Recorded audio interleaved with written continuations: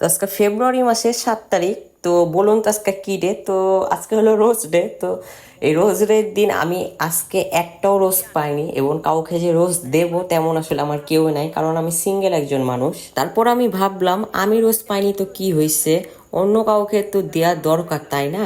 তো তার মধ্যে আজকে বৃষ্টি আপুর সাথেও দেখা করার কথা ছিল, তো ভাবলাম যে তাকে আজকে একটা রোজ দেওয়া যাক। এটা চয়েস হলো। তারপর দোকানদার ভাই একটা চিটকুট লিখে দিচ্ছিল। চিটকুটে লেখা ছিল এমন যে, ছোট ভাইয়ের পক্ষ থেকে একটি ফুলের শুভেচ্ছা।